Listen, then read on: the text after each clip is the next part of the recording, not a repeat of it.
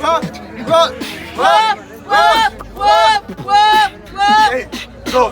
1, tiempo.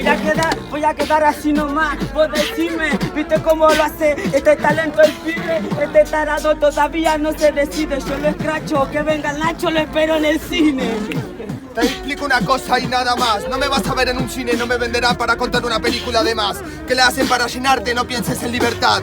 Acuérdate que el cielo nunca te puede limitar. Pero vos no escuchaste el mensaje. Vine a ver una película y me encontré con un cortometraje, muy poco mensaje. ¿Viste cómo suena? Es así nomás porque yo no dejo homenaje. Estoy loco, por eso que te baje. Pero te das cuenta que tus respuestas no son astutas. Quieren una buena respuesta pero no me dan una buena pregunta.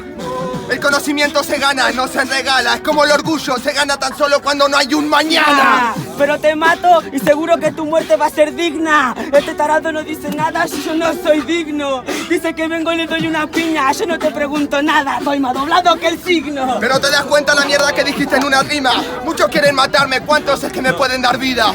Porque matarle es el favor de un suicida. Y el que no tiene pensamientos dignos piensa que los sueños se convierten en pesadillas. ¿Qué me va a decir esta rata? Vení para el barrio donde los gauchos juegan al balón en alpargata.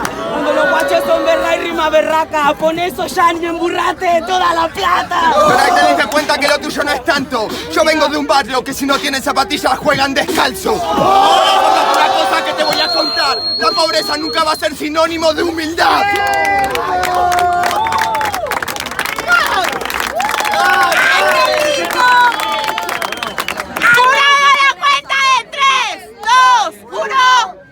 Replicosa. Es la última y es 4%.